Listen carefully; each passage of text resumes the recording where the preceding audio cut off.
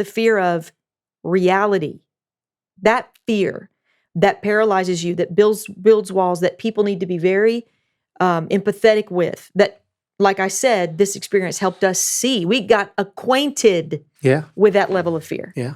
It causes you to say, not leave people alone, but if you could encourage people in those situations that are really going through it, just don't give up hope.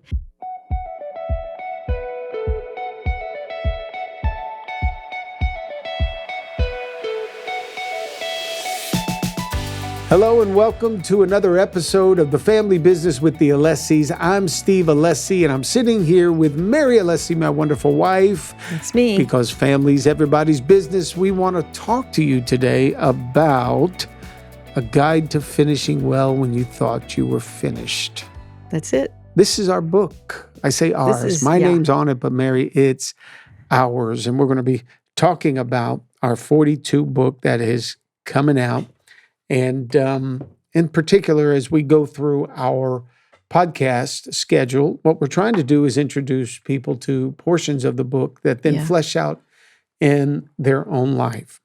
And so the 42 story is the result of a heart attack that I had 15 years ago.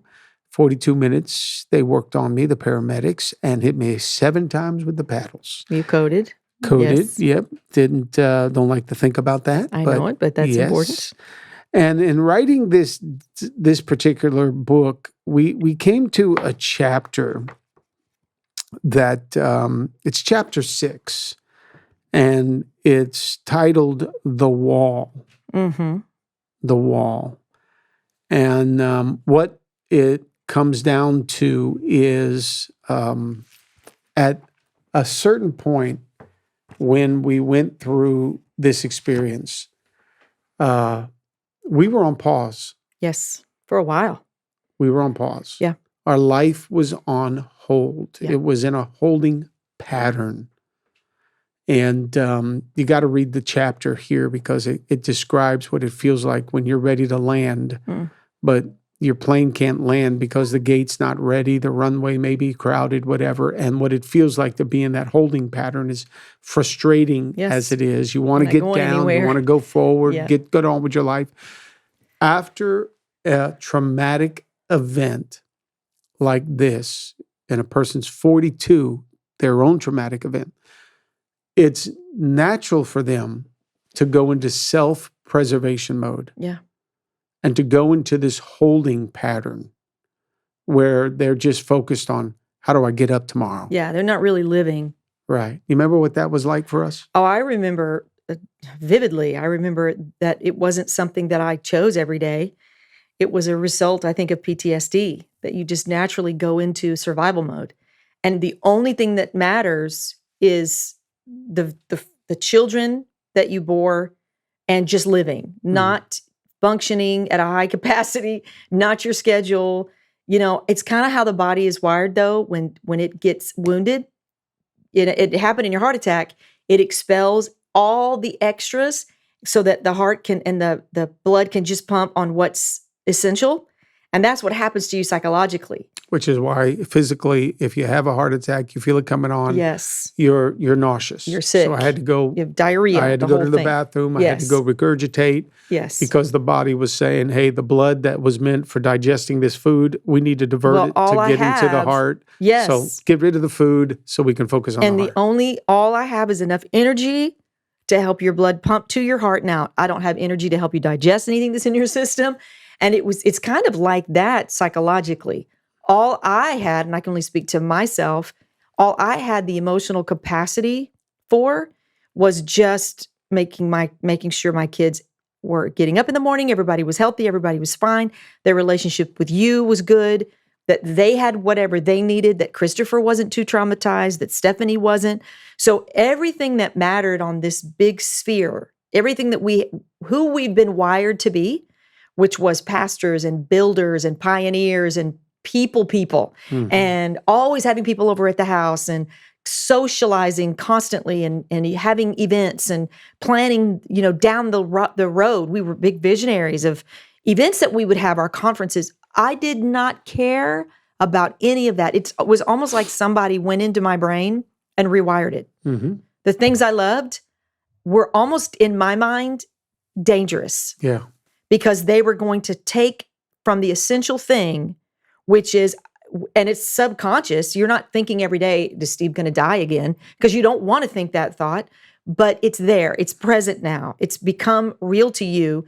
And so just to function living day to day without really the reality of what has just happened in your life collapsing on you, Mm-hmm. you just have to push that aside and go, well, the only thing that I want to do is these things, these little things, this right here, this is all that matters. So planning a girls trip or planning a function for the church or an event or planning down the line was something that was almost for me an enemy because it took from what only mattered. Yeah. And that was are you alive today? Are you eating right? How much longer are you going to be alive? Because now what happens after 42 events and those traumatic events is that all the things that you found joy in are really their pressure. Mm. Because what if I don't ever have this again to be able to enjoy those things? So now that's the enemy. So all I care about are these essential things: my children, my home, making sure it's fine. My husband. My husband, yes, obviously. That's number one. Yeah. Your health. Right. And my kids, are they going to be okay? So you unintentionally, whether you realize it or not, there's a little builder out there that starts to build these walls to keep you for what you think is safety, because it's what you run to. You have to do it to survive, and it's good. But if you don't stop and say, okay, it's been a year, it's been 2 years, it's been 10 years, we have to move from the area that we're paralyzed and we have to start living again. And we tell in the book our story. You had your moment, and it was before I had mine. Mm-hmm. I was still following your lead. Yeah. Because anything that would push you might put you in the danger zone, in my mind. Even if you'd preach too excitedly, even if your face would get too red. Help me out here, because a lot of this stuff I don't remember other than you talking about right. it. Trauma will do that to the brain. So you mentioned this before about getting too excited when I'd preach. Oh my gosh. You would get excited. You know, months had gone by, maybe a couple years had gone by, and your preaching style, you would get an unction, and you're not like a preacher. You're a teacher, more not a shouter. You're not a screamer or a shouter anymore. You used to be a lot more demonstrative, but even that has brought your communication skills so much even better now. But at the time, I think you were testing the waters too, and I couldn't get into your body and find out where the limits are. So all I had was what I saw and my fears. So when you would start to preach and get really excited and you'd turn red, I could hardly sit on the front row. I would get so angry at you. Like, why are you pushing yourself physically? Don't get excited. Because I was comparing your excitement and your energy to a high blood pressure and possibly, a heart attack. And I remember you wouldn't correct me when I'd go, please don't do that. Because there was even people in the church that would come and go, oh my God, I can't take it when pastor gets that way. Because we all had a little bit of it. Yeah. I just thought people didn't like my preaching. Nobody was responding. No, we were all going, have to scream more. Calm down. But honestly, that was a big test for me to just go, you know what? Okay, he's got to be him. He's testing the waters. He's got to start feeling safe in his own body again. Whether you took a walk by yourself or you preached hard or you pushed your body to a limit that was beyond what I thought was safe, you had to do that for you. And then I had to follow your lead and let go of the fear for me. Mm-hmm. But can I tell you, one of the things that your heart attack experience did for me, it really created in me a compassion that I did not have before for people that really go through stuff. I did not have a deep well of understanding. I had major blinders. You probably did too. Yeah. But I definitely had blinders. I did not have empathy to the degree that I have now. When people go through something that I have not been through and I don't understand. Now, what comes with 42 experiences is not just a heart attack or just a divorce. It comes with layers of understanding.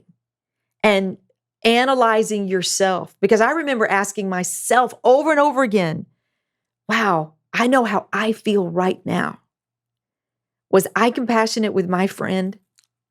Was I compassionate with that lady that I knew from the church? Was I compassionate with that person who came in and shared with me their 42? And I was so quick to go, you'll be okay. You'll be okay. I did not Or, realize. oh, you did that? Well, let me tell you what I went through. Just so shallow. So shallow. I didn't ever understand what deep waters felt like. You'll get over it. Or I would just in the moment give some pat answer. Yeah. Because I didn't have time for it. Now I feel it from such a deeper place of not rushing somebody through their process. Mm-hmm. Because, you and me in pastoring, we got the answers. We got the Bible. So you could just be so quick. Well, there's no weapon formed against you that could prosper, honey. You just need to wake up every morning and just sing and shout and just sing, putting worship music on, and you'll see that spirit will lift. And they look at you like, are you kidding me? I don't even want to turn on music. What song am I going to play? I'm going through hell right now. Yeah. And it really did deepen me because I realized what you psychologically go through, what you emotionally go through, and then what you spiritually have to process. Right. So although, again, I said it before and I'll say it again, I don't ever want you to go through it again. I don't ever want to have to go through that again. I am so grateful for the layers of blinders and the veil that I had on my eyes because I am deeper for it. And because we're deeper for it, we have a much greater impact on the lives that God has given us to help shepherd. All of that sounds so extreme until you go through something. Right. And then you realize, man, I'm just going to hunker down for a little bit. Yeah. So our particular story in all of this was we're just showing up on Sunday. Y'all are lucky we're here. Yeah. Sometimes when you've gone through such a hit like that, just showing up is enough. It's plenty. And in our case, we were supposed to be leading, but for a period of time, the church led me. Yeah. Because I couldn't lead myself. I didn't have enough faith to preach for me to get out of my own way because I was hunkered down into survival mode. Yeah. Fear just overcomes you. No, it does. Will my life ever be normal again? What if something happens second time, third time?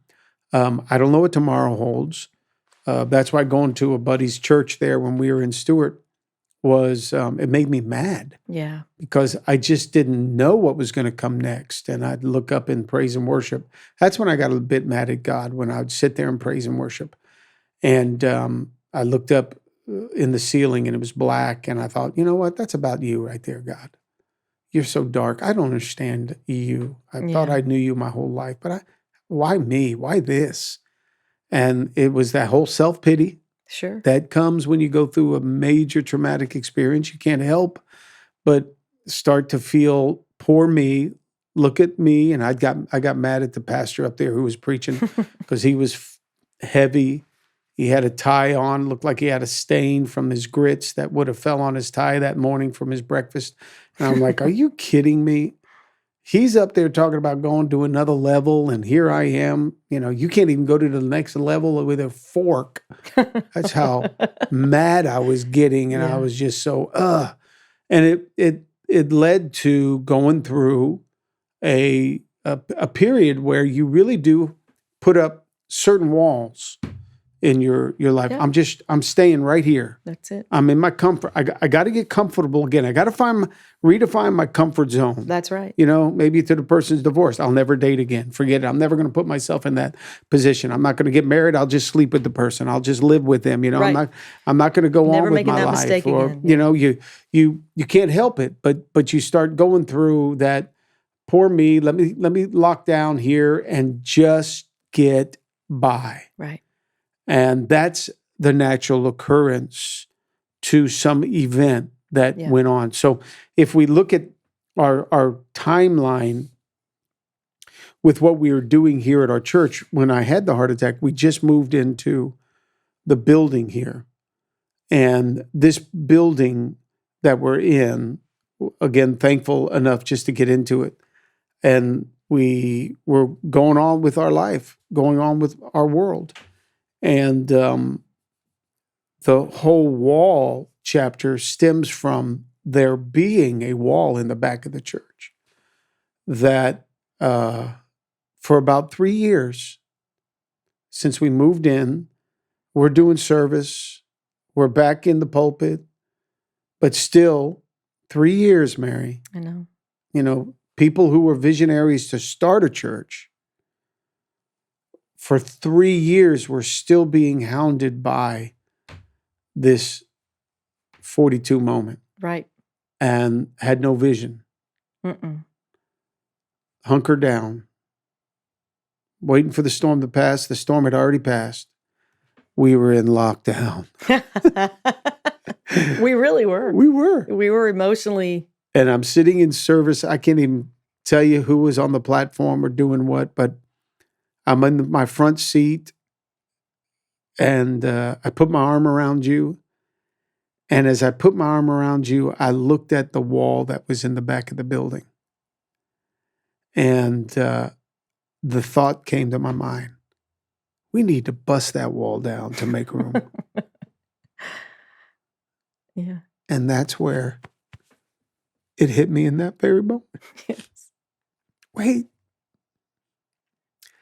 Steve, you're dreaming again. You're not just thinking about today. Yeah. You're not just in survival mode. Yes. Now you're thinking about expansion. You're thinking about growth. You're thinking about how to grow the church, how to impact more people. Yeah. So in that moment, that wall was so symbolic of now coming out of the holding pattern, coming out of my little comfort zone of surviving and just us four and no more, just getting by and putting in the time. That wall was symbolic of the future. And I'm going on, we're going on with the future. Our church is going on with the future. No longer are we going to be contained in this little comfort zone because we went through a hard time. That's right. It's time to dream again. Yeah. It's time to see the future again. It's time to be able to look past the limitations of the mistake and the failure. It's time. Let's go forward. Yeah. And that began a process, a new season. Took 3.5 years or so. I know. Had that heart attack in June. I think that was about October, November of that 3 years down the road. It was. And now we're ready to dream again. Now think about it. Mine was a physical heart attack. But what do other people that lose a family and lose an unsaved or lose a loved one to death? I mean, when they lose their business, they financially are bankrupt. How long will it take them Yes. to see the wall come down? Right. Yeah. That's where, when you talk about us becoming more gracious, more patient, more Empathetic, understanding, yes. more empathetic with people, it allowed us to see, wow, if it's taken us this long. That's right. And we were visionaries, babe. Right. We started the church from scratch. That's right. We left. We came over with a few speckled sheep, and we were cool. We didn't stay in a rented facility for our church. We bit off a big $5 million complex that we were buying. We were visionaries. But to put that on pause, that vision on pause, if that's what's happening to us as leaders and visionaries, how long does it take others Right. to be able to finally dream again? Yeah. And that analogy in itself has helped me, even with somebody that I knew, their spouse was unfaithful. And I was talking to him. And he was just, Steve, I don't think I'll ever be able to forgive her. And I'm like, I understand it. Yeah. I understand it. You're hurt. Yeah. Your heart's been broke. Yeah. You want to repay evil for evil. Yes. Yeah. I know you're tempted, man, to go cheat on her because she cheated on you. Yeah. I know that. It's retaliation. You want to get back. I got it. And I know the last thing you are feeling right now is love. Right. And I'm having that conversation with him. But then I said, man, there will come a day that you're going to love her again. It took me 3.5 years or so to handle a physical heart attack. Now, your heart that's been broken by her decisions, if you just hang in there, man. Right. Go ahead, stay in a little self-preservation mode. Go see the counselor. Go get yourself healed. Go figure out a way to deal with the anger and the trust issues and the forgiveness. Go figure out a way to do it. I'm praying for you. I'll talk with you. Get a counselor in there. Just whatever you do, don't quit yet. Right. Because if you just hang in there long enough, Yeah.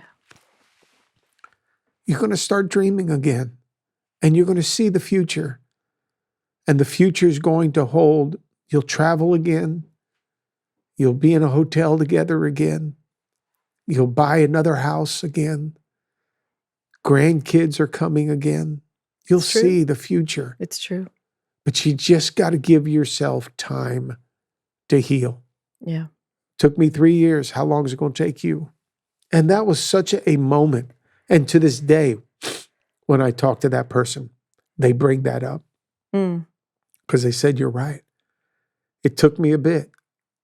But I'm so thankful I didn't make any choices while I was in that holding pattern. Right. That would have caused me so much future hurt. Because what he had to learn is, he thought he was finished. Yeah, right. But he didn't quit. And now he's finishing so well. And when I see pictures of him hanging out with all the grandkids and the husband and wife, him and his wife are together and they're traveling and they're doing things together, I'm like, he came through his 42 the right way. Right. And so will those hearing us today. There's walls, and those walls will eventually come down. They're up for a bit. Yeah, and it's okay. It's okay that they're up for a bit. I like the counsel you gave him is such wise counsel, because when you do go through something that you did not expect to happen in your life, and now you're dealing with it, and there's a lot of fear that's attached. And when we talk about fear, one of the things that helped us understand was a different kind of fear. Not the fear of something that may happen. That's a completely different fear than something that does happen. Those are two different fears. Yeah. So when say that again. The fear of something that might happen, yep, it's a ghost, it's a shadow, versus the fear of something that does happen. Yeah. That's a different fear. That's a real fear. That's, oh my goodness, that happened. Yeah. My worst nightmare happened. The scariest scenario that if I had thought about gave me chills and shivers. Oh God, never let that happen. Okay, it happened. That happened to me. That's a different fear than the possibility of something happening. So when you've got to process the fear of reality, that fear that paralyzes you, that builds walls that people need to be very empathetic with, that, like I said, this experience helped us see. We got acquainted with that level of fear. Yeah. It causes you to say, not leave people alone, but if you could encourage people in those situations that are really going through it, just don't give up hope. Steve, listen, this is a serious podcast, probably more than we thought it was going to get, but here's the reality. Sorry. There are people right now in 2023 that are killing themselves because they're in that holding pattern. And they don't believe that the walls can come down and that the sun will shine again. They don't believe it. The darkness that has invaded the planet emotionally in people is at an all-time high. All you got to do is look at the numbers. Yeah. It's severe. And when things happen in a culture that says, oh, we know so much. We're such a knowledge-filled culture. We have our iPhones. You can in a second get a resource of how to keep your marriage together or how to, marry the right person, and you fail. Social media, everybody is putting up images of perfection, and here I am, I'm failed. No, everybody fails. Mm-hmm. Everybody goes through difficulties. Nobody's life is perfect. And if they're presenting a perfect life, they're lying to you. So nobody is perfect. So when you go through something that is really traumatic and difficult, that lands you in a place that you don't want to be in, you never thought you would be in, and you've never been in before, the same thing that you said to your friend, the sun will shine again. It's not going to shine right now. I don't know when it's going to shine again. Yeah. But no, it will. Don't give up. What does don't give up look like? Don't quit going to church. Mm. Don't leave your spouse. Stay in it. Don't leave the situation and the circumstance. Certainly don't harm yourself. Don't retreat. Just stay still. Yeah. Stay right where you are. And as time goes on, I mean, I'm thinking of a couple right now that lost their beautiful son, Mm. you know, and how you see them, they'll come to church, but you can also see the days that are harder than other days. Oh, yeah. And all they really need to do for right now to get them through this season of darkness is to just wake up every day and put one foot in front of them every day. When they can get to church, get to church. We call them, how are you doing? We love you. That's it. Yep. And with time, not only will they start healing, but their bodies are going to heal. Their minds are going to heal. Fear is going to fade. Mm-hmm. And with time, just don't do anything that's permanent in that season. Yeah. We could have easily said, building programs, kill pastors. We quit. We quit. Go get a job somewhere else. Seriously. Yeah. Because I wanted my husband more than I wanted the church. Hey, Just babe, being honest. on the other side of that wall was about $1.7 million that needed to be raised. Okay. On the other side of that wall was more pressure of the same kind that caused a heart attack. Yeah. More of the same. Yeah. The vision was, oh, great, bring the wall down. But then the reality is, oh, my God, that's going to be a lot of work. And Well, a lot of because money. what we lived Yeah. gave us Yeah. one circumstance. Yeah. Now you're saying, let's do it again. But It's tough. you just have to make a decision to say, well, I can't stay here. Yeah. You know, we both had to say that. This isn't good for our kids. We're creating a reality that's not really us. It's not who we are. We're not giving our kids the best of who we are, which is we're not fearless, but we face our fears. Mm-hmm. And we face what God's calling us to do to keep building for the future, our original calling. We have to go back to that.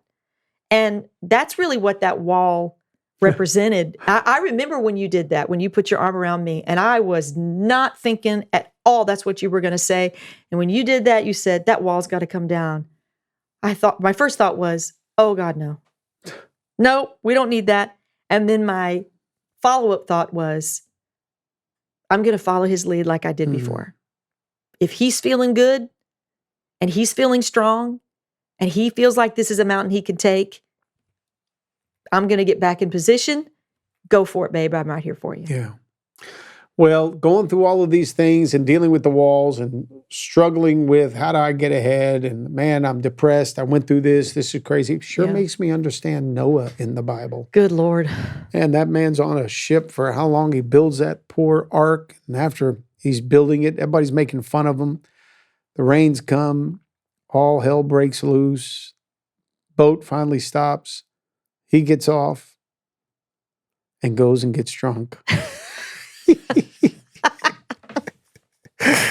It's a great story, man, because I know It's what funny that how the feeling Bible is. doesn't leave that out. No, let him know he got It doesn't drunk. edit out the And the Bible got fleshly upset. nature of Noah. The Bible didn't get upset with him getting drunk, got upset with his one son Yes. uncovering his drunkenness, and blessed the one that covered him. Even God said, poor Noah, just let him No, be. because you know, He's been through a lot. God is a whole lot more empathetic with the sins of man and the weight The of the mistakes. circumstances Yep. and the mistakes. He is a lot more sympathetic with us, his own, as we are with one another and as we are with ourselves. Yeah. God is not a perfectionist from that Oh, perspective. gosh. So when we did decide to go ahead and bring down that wall, we got people in the church busy, and we allowed them all to help by taking a sledgehammer and pulling things Oh, down. yeah. And We that's sang that where song. AP, what was it, the song? We're gonna see all the walls come down. We're gonna see Yep. life rising from the ground Yeah. and believe It was a good song. It was very prophetic. It was. Man. And Well, we did. We believe in finishing well. Yeah. We believe in not being limited by what's happened to us in the past that caused us so much pain and so much hurt and so much confusion. Even though we can have a great relationship with God, sometimes life is cruel and life comes at you pretty fast. And when it does and bowls you over and you go through your 42 moments, remember you can get back up. Give it time. The sun will come out tomorrow. Just give it time. Weeping may endure for the night, but joy comes in the morning. You will dream again. Your future that you may have in question right now, you'll see it realized if you just commit to finishing well. Well, we hope you encouraged today's podcast. Thanks for joining us. Hey there, if you enjoyed this episode of the Family Business Podcast with the Alessis, then you'll want to know we've got more insight, more encouragement, more great conversations that we can have on Sundays, and even some surprises coming your way. So you want to make sure you subscribe to our channel and watch one of these next videos here next, because remember, family is everybody's business.